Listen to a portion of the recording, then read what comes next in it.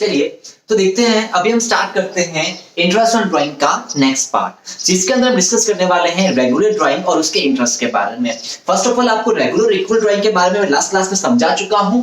The topic is equal and regular drawing. Equal और regular drawing का मतलब क्या होता है सभी को पता है, सेम अमाउंट और सेम टाइम पीरियड। तो वो भी आपका टाइम गैप जो होता है दोनों में क्या होना चाहिए, इक्वल होना चाहिए दो ड्राइंग के बीच में। तो same amount and time gap. Regular drawing क्या होती है, जिसके अंदर अमाउंट सेम होता है और टाइम गैप क्या होता है, सेम होता है। एक जैसा हर बार क्या होगा, आपका अमाउंट एक जैसा होगा और जो टाइम गैप होगा वो भी क्या होगा, एक जैसा होगा। यहाँ पे चीजें क्या होती हैं, प्री डिसाइडेड। यहाँ पे चीजें क्या होती हैं, प्री डिसाइडेड होती हैं। पहले से ही आपने डिसाइड कर रखा है कि मुझे किस डेट को ड्राइंग करनी है और कितना अमाउंट का ड्राइंग करना है। ये पहले से ही क्या होता है, प्री डिसाइडेड होता है। सब कुछ पहले से ही फिक्स्ड होता है। Fix amount and fixed date. Amount भी फिक्स है और डेट भी फिक्स है। मैं लास्ट क्लास में आपको ऑलरेडी समझा चुका हूं, वापस एक बार बता दिया है। तो अब कैसे होगा कि डेट कैसे फिक्स हो सकती है, कि हम पहले से ही डेट फिक्स कर लेते हैं कि हर मंथ के इस पर्टिकुलर डेट को क्या करेंगे, ड्राइंग करेंगे। जैसे एग्जांपल क्या हो सकता है, हर मंथ की फर्स्ट, हर महीने की एक तारीख को, मतलब क्या हुआ, 1 जनवरी, 1 फरवरी, 1 मार्च, 1 अप्रैल, मई, जून, जुलाई, हर मंथ की क्या फर्स्ट, या फिर 30, हर मंथ की 30, जैसे कि 30 मार्च, अप्रैल, 30 मई, 30 जून, 30 जुलाई, 30 अगस्त, ऐसी डेट्स हो सकती है। या फिर हर मंथ की 15 को, 15 अप्रैल, 15 अगस्त, 15 मई, 15 जून, ऐसी डेट फिक्स हो सकती है। या फिर कभी कभी क्वेश्चन ऐसा भी बोल सकता है कि first day of every month, पहले तो एक तारीख बोला, कभी बोल सकता है फर्स्ट डे, या फिर ऐसा बोल सकता है कि last day of every month, या फिर मिड ऑफ एवरी मंथ, ऐसा कुछ भी बोल सकता है। तो ऐसे कुछ केसेस बनते हैं। या फिर ऐसा भी हो सकता है, जरूरी नहीं है कि हर बार आपको मंथ का ही बोले, कभी कभी ऐसा भी हो सकता है कि जो आप ड्राइंग करते हो वो क्वार्टर में करते हो। तो क्या आपको क्वार्टर का मतलब पता है, क्वार्टर का मतलब क्या होता है, here quarter means group of 3 month. 3 महीने के ग्रुप को क्या बोलते हैं, क्वार्टर बोलते हैं। क्वार्टर साल में कितने होते हैं, 4 क्वार्टर्स होते हैं। तो first, second, third and fourth. First में कौन कौन से महीने होते हैं, जैन, फेब, मार्च। सेकंड क्वार्टर में कौन से महीने होते हैं, अप्रैल, मई और जून। थर्ड में क्या होता है, जुलाई, अगस्त, सितंबर। और फोर्थ क्वार्टर में मंथ कौन कौन से होते हैं, अक्टूबर, नवंबर, दिसंबर। आपको इन चारों क्वार्टर्स के बारे में पता होना चाहिए और ये याद भी कर लेना, ठीक है।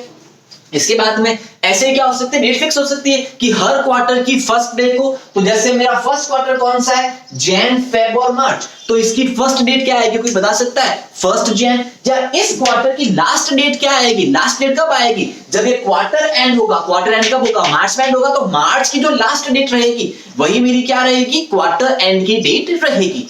ऐसे अगर मैं फोर्थ क्वार्टर लूं, फोर्थ क्वार्टर में कौन कौन सा महीना है, अक्टूबर, नवंबर, दिसंबर, तो कोई बता सकता है कि फोर्थ क्वार्टर में फर्स्ट डे क्या रहेगा, फर्स्ट डे क्या रहेगा आपका, फर्स्ट अक्टूबर। तो फोर्थ क्वार्टर का लास्ट डे क्या रहेगा, लास्ट डे क्या रहेगा आपका 31 दिसंबर। तो ऐसे हम इजीली बता सकते हैं कि क्वार्टर का फर्स्ट डे क्या रहेगा और लास्ट डे क्या रहेगा, और हर मंथ का फर्स्ट डे और लास्ट डे हम इजीली बता सकते हैं क्योंकि ये सब आपको आता है।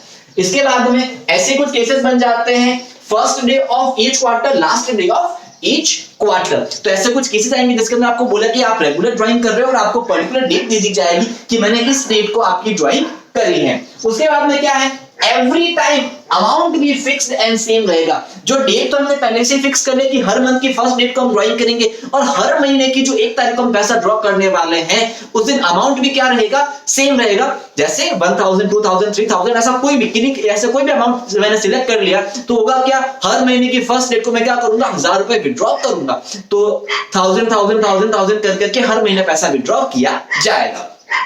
तो अब इस केस के अंदर मुझे निकालना क्या है, ड्राइंग तो ऐसे निकाली जाएगी, मुझे करना क्या, इंटरेस्ट ऑन ड्राइंग निकालना है। तो इंटरेस्ट ऑन ड्राइंग कैसे निकलेगा, एवरेज पीरियड मेथड से निकलेगा। और इस मेथड के अंदर है क्या, सिंपल सा, सिर्फ और सिर्फ एक फॉर्मूला है ड्राइंग निकालने का। क्या है, एक फॉर्मूला है। क्या है, सिर्फ और सिर्फ एक फॉर्मूला है। और वो फॉर्मूला क्या है, ये रहा। आईओडी का फॉर्मूला क्या है, ये रहा।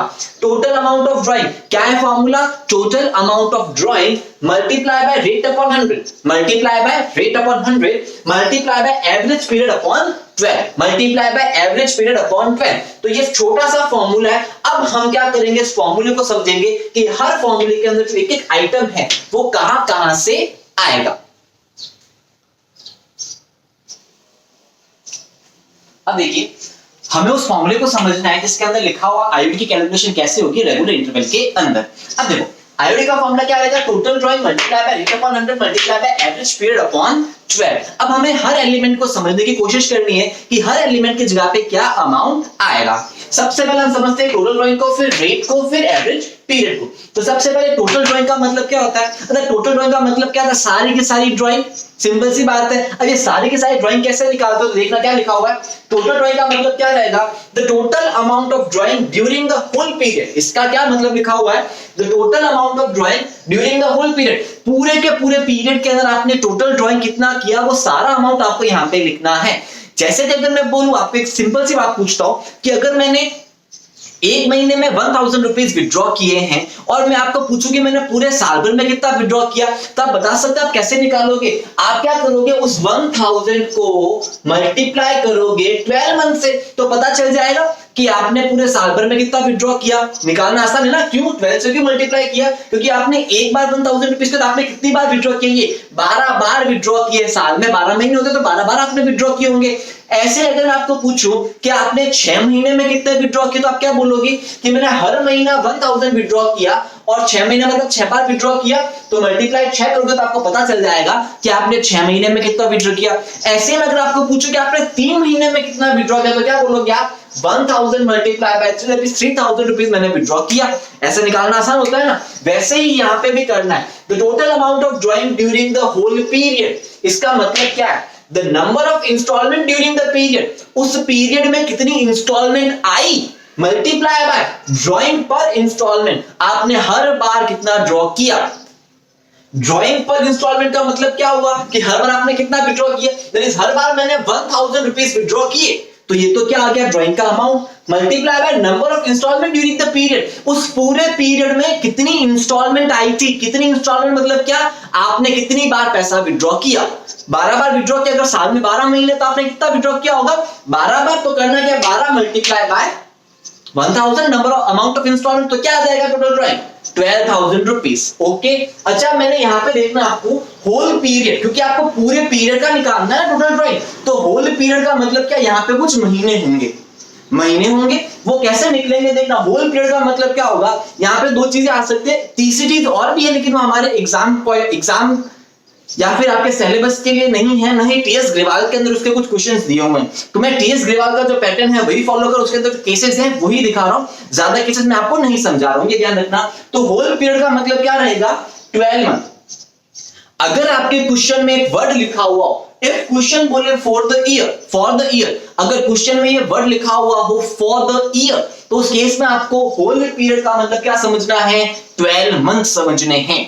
ठीक है। और इफ क्वेश्चन बोले फॉर 6 मंथ, अगर क्वेश्चन क्या बोले फॉर 6 मतलब क्वेश्चन में आपको ये वर्ड दिख जाए, ये छोटा सा लाइन दिख जाए फॉर 6 मंथ, तो उसके हिसाब से क्या करना है? वहां पे मानना है होल पीरियड का मतलब क्या है? 6 महीने है। अच्छा, फिर यहाँ पे होल पीरियड का मतलब क्या होता है? इस पूरे पीरियड में कितना ड्राइंग किया, वही क्या है आपका टोटल ड्राइंग। अगर मैं बोलूं फॉर द ईयर, मेरे को टोटल ड्राइंग बताओ, तो आप कैसे निकालोगे? फॉर द ईयर में महीने कितने? 12। अगर 12 महीने तो इंस्टॉलमेंट भी कितनी होगी? 12। अगर 12 महीने तो आपने 12 बार ड्राइंग किया होगा, तो एक बार ड्राइंग 1000 किया, तो 12 बार कितना ड्राइंग किया? 1000 multiply by 12 that is 12000 rupees. ऐसे अगर मैं बोलूं फॉर 6 मंथ, तो इसका मतलब क्या हुआ कि पूरे के पूरे पीरियड में टाइम कितना था? सिर्फ 6 मंथ। तो आपने विड्रॉ भी कितना किया होगा? सिर्फ 6 बार विड्रॉ किया होगा। तो नंबर ऑफ इंस्टॉलमेंट कितनी होगी? सिर्फ 6। ठीक है। तो उस वजह से टोटल ड्राइंग कितना आ जाएगा आपका? 1000 हर बार और मल्टीप्लाई क्या कर दिया? 6 से। बात समझ में आई आपको? अच्छा, अब यहां पे देखना होल पीरियड में एक और केस आपको समझाता हूं। होल पीरियड में महीने कितने? 12 महीने। 12 महीने है यानी 12 मंथ्स हैं। अच्छा, इस 12 मंथ में क्वार्टर कितने होते हैं? 4 क्वार्टर्स होते हैं। यस और नॉट? इस 12 महीने में क्वार्टर कितने होते हैं? 4 क्वार्टर्स होते हैं। अगर मैं बोलूं हर क्वार्टर में मैंने 1000 रुपीज विड्रॉ किया, तो क्या आप बता सकते हो कि इस 12 महीने के पीरियड में मैंने कितना पैसा विड्रॉ किया होगा? कोई बता सकता है 12 महीने में कितना पैसा विड्रॉ किया होगा?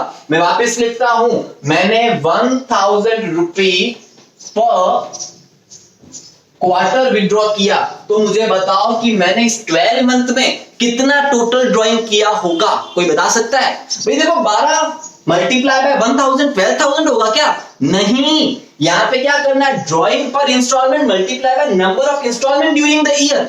साल भर में कितनी इंस्टॉलमेंट थी पहले ये बताओ। अच्छा ये तो मुझे पता है कि हर इंस्टॉलमेंट में मैंने 1000 रुपए विड्रॉ किए, तो यहां पर तो 1000 ही आएगा, लेकिन जो नंबर ऑफ इंस्टॉलमेंट है वो कितनी होगी, अब ये मुझे बताओ। भाई साल में 12 महीने थे, क्या 12 बार मैंने ड्राइंग करी, क्या 12 बार मैंने ड्राइंग नहीं करी है, मैंने एक क्वार्टर में एक बार ड्राइंग करी है। तो साल में क्वार्टर कितने होते हैं, सिर्फ 4 ही होते हैं, 4 होते ही नहीं होते, तो मैंने ड्राइंग भी कितनी बार करी है, सिर्फ 4 बार करी है, तो यहाँ पे नंबर ऑफ इंस्टॉलमेंट कितनी आएगी, सिर्फ 4 आएगी। तो जो टोटल ड्राइंग रहेगा वो कितना बन जाएगा, 1000 multiply by 4 that is 4000 rupees. ये इतना सा आसान चीज है। ओके, तो इसी के साथ हम इस लाइन को पूरा समझ चुके हैं ऑलरेडी। अब आते हैं next formula. Total drawing finish हो गया, रेट अपॉन 100 तो फिक्स है। रेट का मतलब क्या, पहले भी समझा चुका हूं, rate of interest on drawing, जो इंटरेस्ट ऑन ड्राइंग की रेट है वो लेनी है। क्वेश्चन में और भी 2-3 अलग अलग तरह की रेट दे रखी होती है, वो हमें नहीं काम में लेनी है। और बाय चांस अगर क्वेश्चन में रेट ऑफ इंटरेस्ट गिवन ही नहीं हो तो 0, तो आईओडी अपने आप ही क्या आ जाएगा, वहां पे फिर 0 आ जाएगा। ओके, फिर अगला एवरेज पीरियड अपॉन 12 तो फिक्स है, लेना ही लेना है। ऊपर आया एवरेज पीरियड, एवरेज पीरियड क्या होगा, तो ये देखना एवरेज पीरियड क्या होगा। Average period is depending upon question information. Average period आपकी क्वेश्चन की इंफॉर्मेशन पर डिपेंड करेगा कि क्वेश्चन आपसे क्या बोल रहा है। जैसा क्वेश्चन होगा वैसा क्या आएगा, एवरेज पीरियड आएगा, या फिर depending upon the question information. और क्वेश्चन इंफॉर्मेशन किसके बारे में होगी, क्वेश्चन इंफॉर्मेशन होगी आपकी इंस्टॉलमेंट टाइम के बारे में, कि भैया आपने कब विड्रॉ किया है, महीने की 1 तारीख को विड्रॉ किया, महीने की 30 तारीख को विड्रॉ किया, हर मंथ की 15 को विड्रॉ किया, हर क्वार्टर के फर्स्ट डे को विड्रॉ किया, हर क्वार्टर के एंड को विड्रॉ किया। तो जैसी जैसी क्वेश्चन की अलग अलग इंफॉर्मेशन होगी वैसे वैसे क्या आएगा, एवरेज पीरियड क्या करेगा, आपका वेरी करेगा। ओके, ये हमें याद करना पड़ेगा, अलग अलग केसेस के लिए अलग अलग हमें याद करने पड़ेंगे। अच्छा ये देखना अभी आप कि एवरेज पीरियड हर केस में अलग अलग आएगा। अभी हम वो डिफरेंट क्वेश्चन की इंस्टॉलमेंट के बारे में भी डिस्कस करेंगे कि वो क्या क्या होंगी, ठीक है। अच्छा फिर ये निकलेगा कैसे, ये निकलेगा एवरेज पीरियड की टेबल से। आपको अभी मैं एक एवरेज पीरियड की टेबल सिखाऊंगा, उस टेबल के अंदर क्या होगा, उस टेबल के अंदर आप केस को पढ़ोगे, कौन सा केस है, वहां से नंबर पुट करोगे और नंबर को यहां पे लिख दोगे और फिर हो जाएगा। डिफरेंट क्वेश्चन के अंदर डिफरेंट पीरियड्स आपके आएंगे, ये मैं आपको ऑलरेडी बता चुका हूं। तो ये कुछ इंफॉर्मेशन थी। अब हम सीधा क्या करते हैं, जो डिफरेंट इंफॉर्मेशन है उससे जो केसेस हैं वो पढ़ते हैं। तो देखो अब हम देखते हैं कि इंस्टॉलमेंट के जो पैटर्न्स है, तो डिफरेंट क्वेश्चंस के अंदर डिफरेंट डिफरेंट केसेस आ सकते हैं। जो अलग अलग केसेस रहेंगे हम उनके बारे में देखते हैं कि क्या क्या क्वेश्चन के अंदर केसेस बन सकते हैं। तो सबसे पहले क्या रहेगा आपका इंस्टॉलमेंट का पैटर्न। इंस्टॉलमेंट के पैटर्न में देखो क्या क्या एग्जांपल्स आ सकते हैं, डिफरेंट डिफरेंट इंस्टॉलमेंट्स बन सकती है आपकी। जैसे अलग अलग इंस्टॉलमेंट क्या रहती है, पहला beginning of every month, her month की बिगिनिंग में। अच्छा हर मंथ की बिगिनिंग का मतलब क्या होता है, दैट इज फर्स्ट डे, जैसे 1 जनवरी, 1 मई, 1 अप्रैल, 1 जून, 1 सितंबर, 1 अक्टूबर, ऐसा कुछ। या फिर mid of every month, mid of every month का मतलब क्या होता है, हर महीने की 20 की डेट, 20 में क्या होती है 15। अच्छा यहाँ पे क्या हो सकता है 14, 15, 16, तीनों डेट कभी कभी वेरी कर सकते हैं, बोलते हैं 14, कभी 15, कभी 16। तो सारी क्या करनी है अपने को, इक्विवेलेंट ही माननी है, सारी हमें सेम ही माननी है। अगला एंड ऑफ एवरी मंथ। अच्छा एंड ऑफ एवरी मंथ का मतलब क्या होता है, हर महीने की लास्ट डेट, दैट इज आपका 30, 31। अच्छा कभी फेब में 28, 29 हो तो वो भी चल जाएगा, कोई दिक्कत नहीं है। अगला बिगिनिंग ऑफ एवरी क्वार्टर्स। अच्छा एक सेकंड रुको, इसी के साथ अब आगे भी और एक्सटेंड कर लेते हैं। ये क्वेश्चन में मैंने बोला था ना होल पीरियड का मतलब क्या रहेगा, for a period. Whole period का मतलब क्या था कि यह क्वेश्चन में आपको बोलेगा एक वर्ड, एक लाइन छोटी सी मिलेगी, फॉर द ईयर या फिर फॉर 6 मंथ। तो उस केस के अंदर आपको डिसाइड करना पड़ेगा कि साल भर में टोटल होल पीरियड में कितना पीरियड रहेगा, तो आपको वो देखना पड़ेगा। तो आप देखोगे यहाँ पर क्वेश्चन के अंदर फॉर द ईयर भी हो सकता है या फिर फॉर 6 मंथ भी हो सकता है। तो यहाँ पे दो अलग अलग केसेस बन सकते हैं, जैसे beginning of every month for the year, या फिर beginning of every month for 6 months, या फिर mid of every month for the year, या फिर अलग केस क्या बन जाएगा। ये अलग अलग इंस्टॉलमेंट के पैटर्न हैं। और जैसी जैसी अलग अलग इंस्टॉलमेंट रहेगी, हर इंस्टॉलमेंट के पैटर्न के अंदर जो एवरेज पीरियड है वो अलग रहेगा। और इस मेथड के अंदर इंटरेस्ट ऑन ड्राइंग की कैलकुलेशन एवरेज पीरियड के बगैर पॉसिबल नहीं है। अगर एवरेज पीरियड गलत लगा दिया तो क्वेश्चन गलत हो जाएगा। तो इसीलिए आपको हमेशा क्वेश्चन के अंदर सही एवरेज पीरियड को आइडेंटिफाई करना पड़ेगा।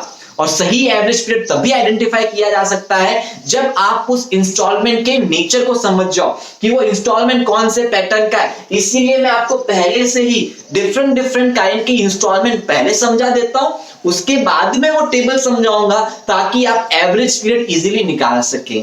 ठीक है, अब अलग केस और क्या बन सकता है, end of every month for the year या फिर end of every month for 6 month. तो ये अलग अलग क्या बन गए आपके 6 केस आपके ये बन गए। कितने केस बन गए आपके, ये 6 अलग अलग केसेस बन चुके हैं। उसके बाद में और क्या केसेस बन सकते हैं, मैंने डेट के साथ में बता दिया आपको, अलग अलग डेट ऐसी रह सकती है। अगला क्या है, बिगिनिंग ऑफ एवरी क्वार्टर। अच्छा, beginning of every quarter for the year नहीं आएगा, फॉर 6 मंथ के अंदर अब ये केसेस नहीं आते आपके एग्जाम पैटर्न के हिसाब से, नहीं उसके टीएस ग्रेवाल के अंदर क्वेश्चन दिए हुए हैं। ऐसा होता तो है और इससे केसेस भी बन सकते हैं, बट हमारे एग्जाम पॉइंट ऑफ व्यू के हिसाब से इतने काम के नहीं है, इसीलिए मैं उनको नहीं समझा रहा हूं। ठीक है, आगे। और अगर बाय चांस मुझे ऐसा लगेगा तो उसके लिए बाद में अलग से क्लास रख सकता हूं, अलग से वीडियो लेक्चर बना दूंगा पूरा का पूरा बड़ा, जिसके अंदर मैं इसके डिफरेंट और भी केसेस समझा सकता हूं, क्योंकि इसके बहुत सारे केसेस है। लेकिन हमारे एग्जाम पॉइंट ऑफ व्यू के हिसाब से सिर्फ और सिर्फ 12 केसेस हैं जो आपके एग्जाम में फ्रीक्वेंटली आते रहते, तो हम सिर्फ और सिर्फ 12 केसेस को ही डिस्कस करेंगे, ज्यादा केसेस को मैं डिस्कस नहीं कर रहा हूं। ओके, फिर बाद में क्या हो सकता है, beginning of every quarter, her quarter की बिगिनिंग में, हर क्वार्टर के मिड में, हर क्वार्टर के एंड में, लेकिन कौन सी pattern, for the year end, for the year end. अच्छा, इस केस के अंदर डेट कैसे हो सकती है, अच्छा मुझे बताओ, beginning of every quarter, quarter तो आपको पता है 4 कौन कौन से होते हैं, तो उनमें से मैं एक क्वार्टर को पकड़ता हूं, बाकी क्वार्टर के केसेस आप खुद समझ लेना। मैंने एक क्वार्टर पकड़ा है अप्रैल मई जून। अच्छा, अप्रैल मई जून एक पर्टिकुलर क्वार्टर का ग्रुप है, तो इसके अंदर बिगिनिंग ऑफ एवरी क्वार्टर, इस क्वार्टर की बिगिनिंग कब से होगी, इस क्वार्टर की बिगिनिंग कब होगी, 1 अप्रैल को, क्योंकि क्वार्टर स्टार्ट कब हो रहा है, अप्रैल से, तो 1 अप्रैल से लेकर 30 जून तक का ये टाइम पीरियड क्या रहेगा आपका, क्वार्टर 1। तो इस क्वार्टर की बिगिनिंग कब होगी, 1 अप्रैल को। इस क्वार्टर की एंडिंग कब होगी, ये जून कब, 30 जून, तो एंड कब होएगा आपका ये 30 जून। इस क्वार्टर का मिड क्या है, इस क्वार्टर का मिड वाला डेट क्या रहेगा, कोई बता सकता है यहाँ पे, मई तो मंथ मिड है, इसमें भी मिड डेट क्या रहेगी आपकी 15 मई, ये क्या रहेगा आपका क्वार्टर का मिड। ऐसे ही अगर मैं थर्ड क्वार्टर की बात करूं, जैसे जुलाई, अगस्त और सितंबर, तो इस क्वार्टर के अंदर जो आपका फर्स्ट बिगिनिंग होगा वो क्या होगा आपका 1 जुलाई, एंड क्या होगा आपका 30 सितंबर, और मिड में क्या आएगा आपका 15 अगस्त। तो ये केसेस आपको ध्यान रखने हैं कि बिगिनिंग में, मिड में, एंड में क्या डेट आ सकते हैं, क्योंकि क्वेश्चन में कभी कभी डेट भी आपको दे सकते हैं कि वो हर मंथ की 1 तारीख को, या फिर क्वार्टर की आपको 4 क्वार्टर दे दी, उन चारों क्वार्टर की डेट दे दी, तो हम वहां पे कंफ्यूज हो जाते हैं कि कौन से केसेस आ गए हमारे सामने। तो हमें उस तरीके से इस चीज को आइडेंटिफाई करना होता है। अब अगला केस और क्या है, beginning of every half year. अच्छा, साल में हाफ ईयर तो 2 ही होते हैं,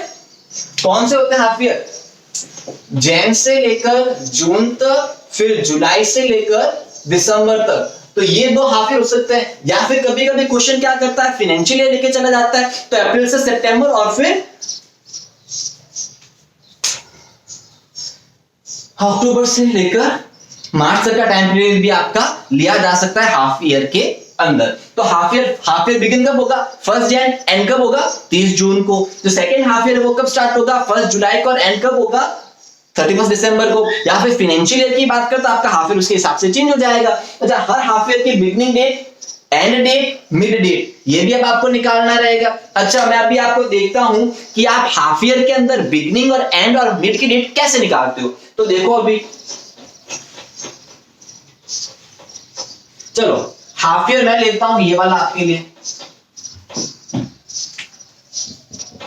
जैन टू जून, ये हाफ ईयर है। इसकी बिगिनिंग कब होगी आपकी 1 जैन को, एंड कब होगा आपका 30 जून को। कोई बताएगा इसका मिड कब आएगा, मिड डेट क्या रहेगी इस हाफ ईयर की, कोई बता सकता है। तो इस हाफ ईयर की मिड डेट रहेगी आपकी 1 अप्रैल। क्या रहेगी मिड डेट, 1 अप्रैल कैसे आई?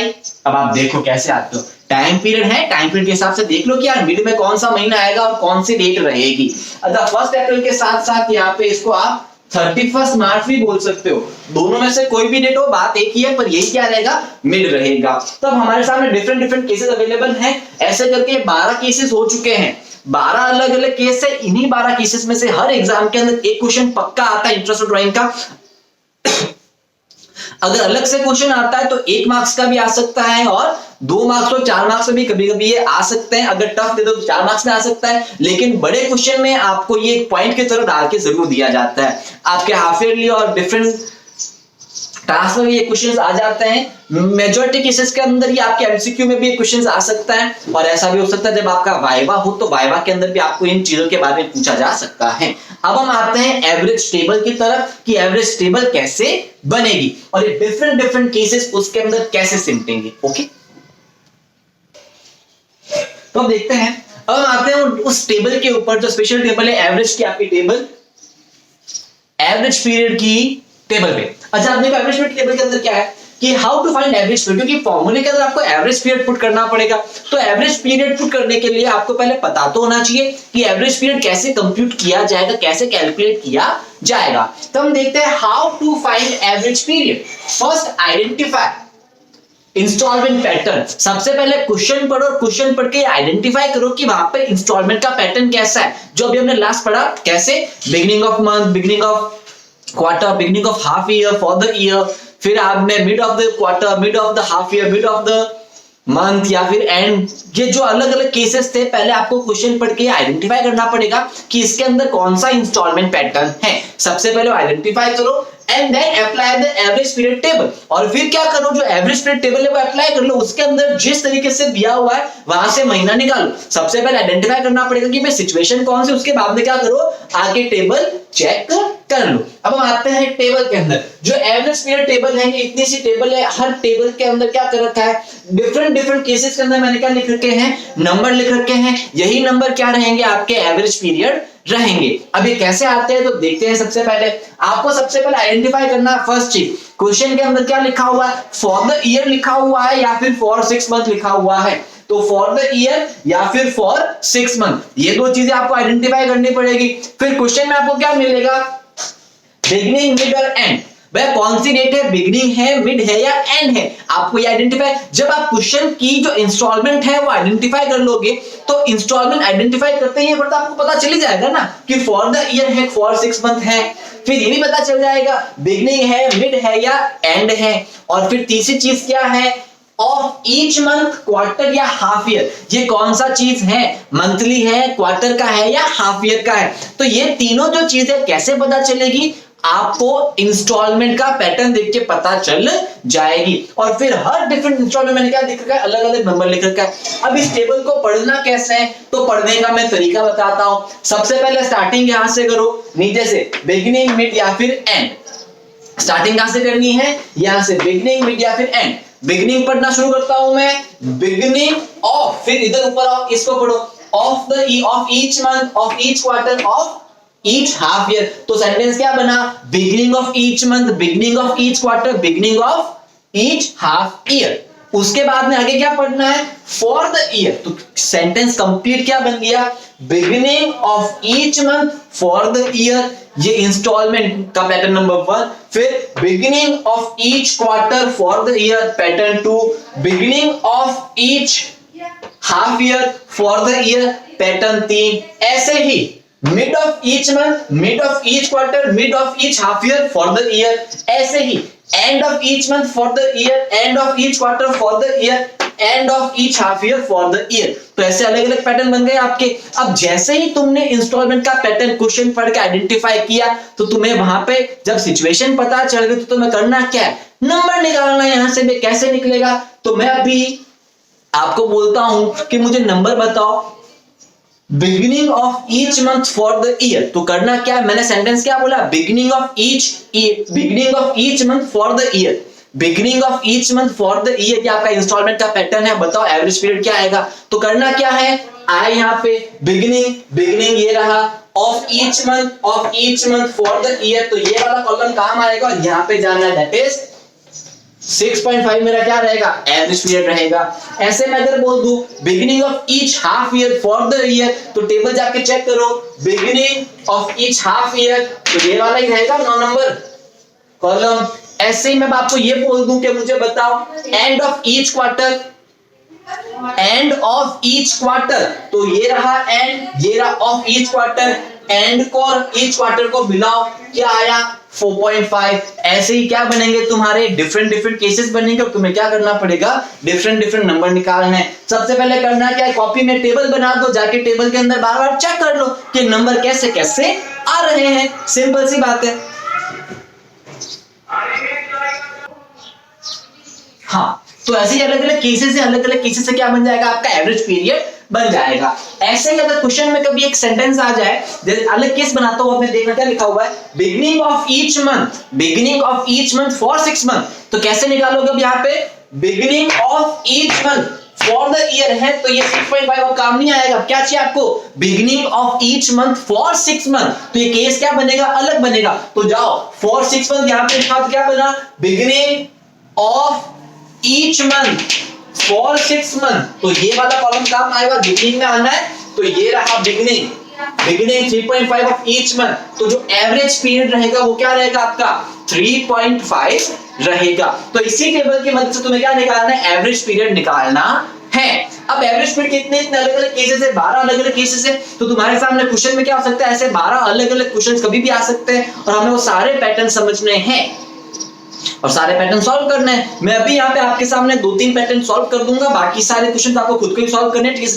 की मदद से। सारे आप क्वेश्चंस के जब सॉल्यूशन मैच करोगे तो आपके सॉल्यूशन सेम आ जाएंगे, ठीक है। तो आप वेरीफाई कर लेना उस चीज को। अभी मैंने आपको ये सारी टेबल समझा दी है।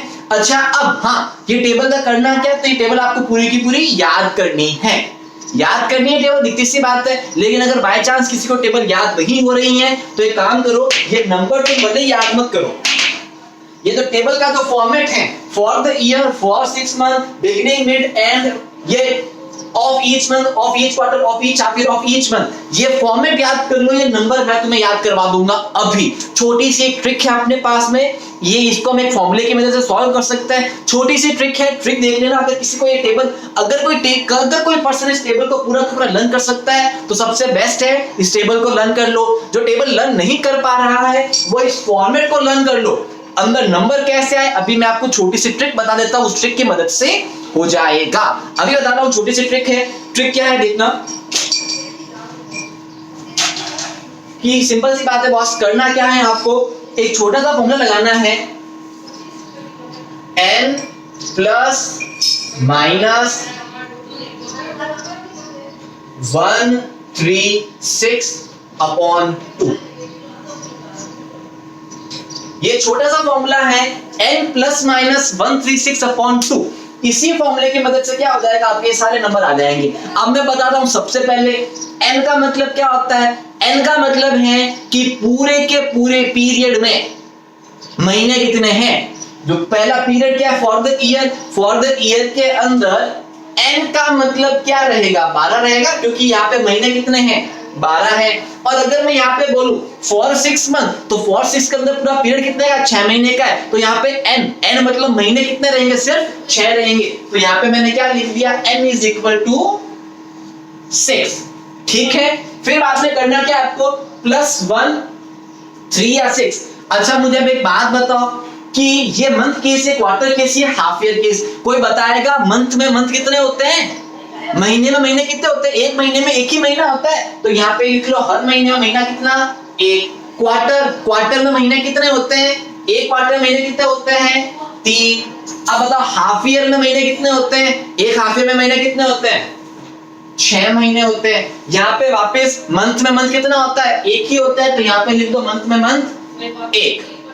अब करना क्या है, सुनो, बिगिनिंग में साइन क्या लगाना है, प्लस का, मिड में, एंड में साइन लगाना माइनस का। क्या बोला मैंने, बिगिनिंग में साइन लगाओ प्लस का, मिड में, एंड में लगाओ माइनस का। मिड में कुछ भी नहीं करना, मिड में कुछ भी नहीं करना, जैसा है वैसा का वैसा, ना प्लस करना ना माइनस करना, जैसा n है वैसा का वैसा। मिड में क्या करना है, सिर्फ n ही रखना है और कुछ नहीं करना, ठीक है। तो अब देखो, बिगिनिंग बिगिनिंग में क्या करना है, फॉर्मूला ये रहा, n कितने हैं 12 प्लस 136, मंथ में 1 आ रहा है, 3 आ रहा है, 6 आ रहा है, यहाँ पे क्या आ रहा, 1 आ रहा अपॉन 2, तो 12 प्लस 1 अपॉन 2 कितना होता है, 12 प्लस 1 दैट इज 13, 13 अपॉन 2 क्या होता है 6.5।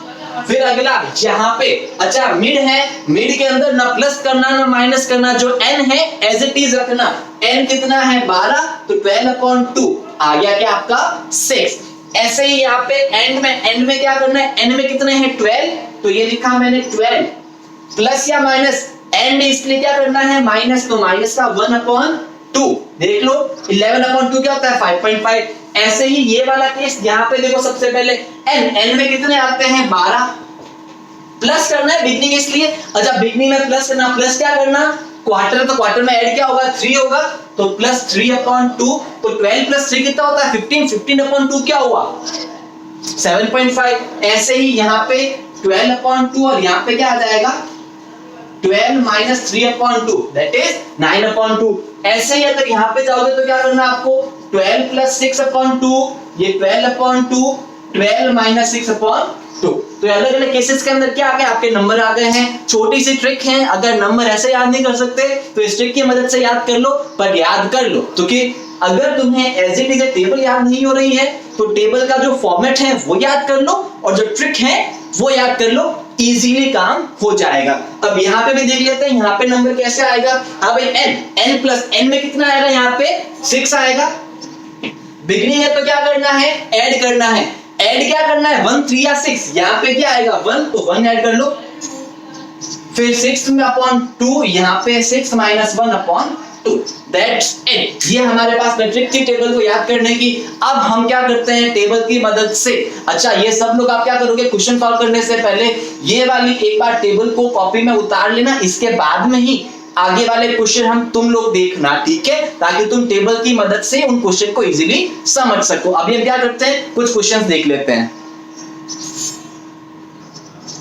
तो देखो सिंपल सा क्वेश्चन है, एक छोटा सा क्वेश्चन आपके सामने है, वो क्या है, Ram withdraw regularly 4000 rupees. Ram क्या करता है, रेगुलरली 4000 रुपीज विड्रॉ करता है, कब, in the beginning of every month during the year. In the beginning of every month, हर महीने के बिगिनिंग में 4000 रुपीज विड्रॉ करता है ड्यूरिंग द ईयर, ठीक है। फिर रेट ऑफ आईओडी आपको 10% दिया हुआ है, रेट ऑफ इंटरेस्ट ऑन 10% दिया हुआ है और बोला है आपको आईओडी निकालना है।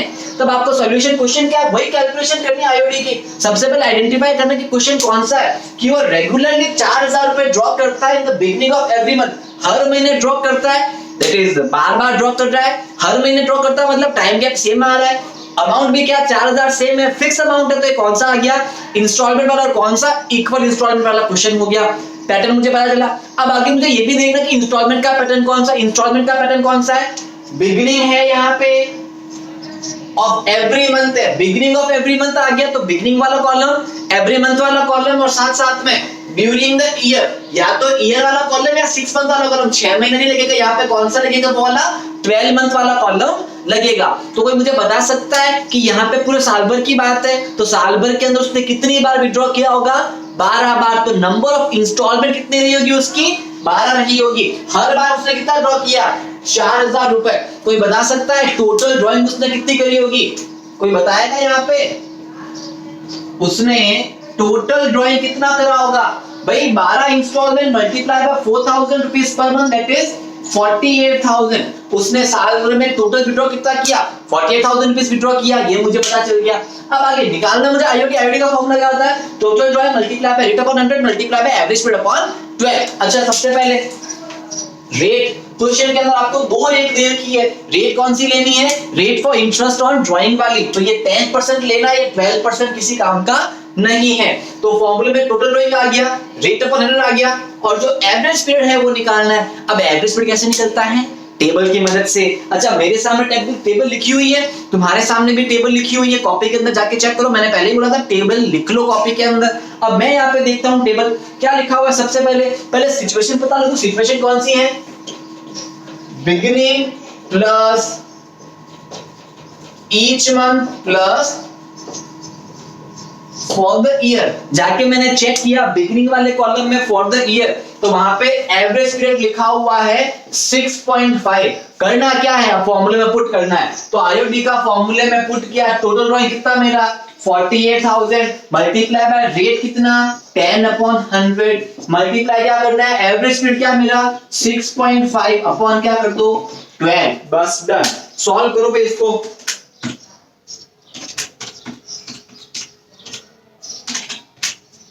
आपका आंसर आ रहा है 2600। बस खत्म। क्या आ गया 2600 खत्म। यही तुम्हारा क्या आईओडी है। इतना इजी सॉल्यूशन है। अब ऐसे ही क्या हो सकता है, यहाँ पे बिगिनिंग की जगह पे क्या हो जाएगा, कभी बोल देगा मिड, कभी बोल देगा एंड। तो करना क्या है, मिड और एंड टेबल की मदद से यहाँ पे लगाओ मिड एंड और एवरेज जो पीरियड है वो अलग निकाल दो, बाकी सब कुछ सेम, सॉल्यूशन हो जाएगा। इसी के साथ अभी हम एक क्वेश्चन और करते हैं आगे। अब जो नेक्स्ट एग्जांपल है वो क्या है, राम विड्रॉज रेगुलरली 7500। कितने विड्रॉ करता है 7500 इन the beginning of each quarter. वो कब विड्रॉ कर रहा है, in the beginning of each quarter for the year. क्या कर रहा है वो, इन the beginning of each quarter for the year. Rate और आपका आईओडी निकालना है। सिंपल सा है। करना क्या है, सबसे पहले टोटल ड्राइंग निकालो। टोटल ड्राइंग का फॉर्मूला क्या होता है, हर बार कितना विड्रॉ करता है 7500। अच्छा अब मुझे बताओ उसने साल में कितना विड्रॉ किया। उसने हर क्वार्टर, एक क्वार्टर में विड्रॉ किया है। साल में क्वार्टर कितने होते हैं 4, तो विड्रॉ भी कितनी बार करेगा 4 बार। तो नंबर ऑफ इंस्टॉलमेंट कितनी आएगी, सिर्फ और सिर्फ 4 इंस्टॉलमेंट आएगी। तो टोटल ड्राइंग तुम्हारा कितना आएगा 7500 मल्टीप्लाई बाय 4। टोटल ड्राइंग कितना आई है 30,000 रुपीज। तो आईओडी बताओ भाई, आईओडी कितना आएगा तुम्हारा 30,000 रुपीज मल्टीप्लाई बाय रेट कितना 10/100 मल्टीप्लाई बाय एवरेज पीरियड। ये कैसे निकलेगा, जाके टेबल चेक कर लो। टेबल के अंदर सिचुएशन लिखी हुई है, यहाँ पे मैं चेक करता हूं। टेबल के अंदर सिचुएशन क्या आ रही है मेरी, beginning plus quarter plus year वाला। 3 सिचुएशन चेक कर लो, बिगिनिंग है, क्वार्टर है और एंड है। वो क्या आ रहा है 7.5। अब क्वेश्चन को सॉल्व करो, देखो कितना आ रहा है 30,000 multiply by 10% multiply by 7।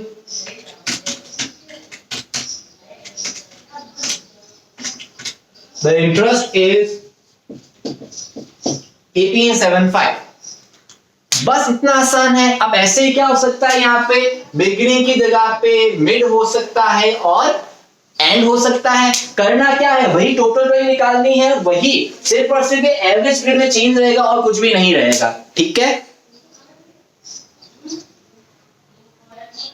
Next case क्या है, राम विड्रॉज रेगुलरली 4,000 रुपीज कब, in the beginning of each month for 6 month. आ गया नया केस तुम्हारा, in the beginning of each month for 6 month. तो नया केस आ गया। यहाँ पे आपको रेट और आईओडी निकालना है, सिंपल सी बात है। अब देखो यहाँ पे टोटल पीरियड कितने का है 6 महीने का है। तो 6 महीने में तुम कितनी बार पैसा विड्रॉ कर सकते हो, मैक्सिमम 6 बार ही विड्रॉ कर सकते हो। 6 बार ज्यादा विड्रॉ नहीं कर सकते, क्योंकि 6 महीने में महीने कितने होते हैं, सिर्फ और सिर्फ 6 होते हैं। तो इंस्टॉलमेंट कितनी आएगी, सिर्फ और सिर्फ 6।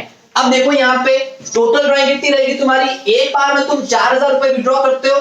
नंबर ऑफ इंस्टॉलमेंट कितनी आएगी इस बार 6 आएगी। तो कितने विड्रॉ करोगे तुम 24,000 रुपीज। आधा और टोटल ड्राइंग के अंदर 24,000 multiply by 10/100 multiply by average period. अब यहाँ पे क्या आएगा, जाके टेबल चेक करो। सिचुएशन क्या क्या है, बिगिनिंग है प्लस मंथ प्लस 6 मंथ वाला सिनेरियो, सबसे लास्ट वाला कॉलम। टाइम क्या दिया 3.5, तो ये रहा 3.5। सॉल्व कर लो भाई। 24,000 मल्टीप्लाई बाय 10% मल्टीप्लाई बाय 3.5 आ रहा है आपका कितना 700 रुपीज। तो ऐसे करके आप क्वेश्चन सॉल्व कर सकते हैं। अब इसके बाद एक है नेक्स्ट, अगला नेक्स्ट केस आपके सामने ये रहा, Ram withdraws regularly 4,000 rupees in the beginning of each half year. अब नया केस क्या आ गया, इन द हाफ ईयर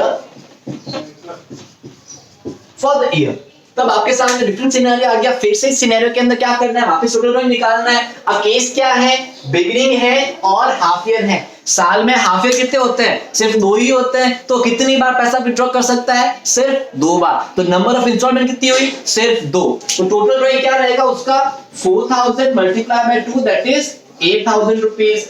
फॉर्मूले में आए 8000 मल्टीप्लाई बाय रेट कितना है 10/100 मल्टीप्लाई बाय पीरियड। अब जाके एवरेज रेट निकालना है तो कैसे निकालना है, जाके सिनेरियो देख लो, बिगिनिंग है, हाफ ईयर है और फॉर द ईयर है। तो यहाँ पे नंबर क्या रहेगा आपका 9। सॉल्व कर लो, बताओ भाई कितना आ रहा है।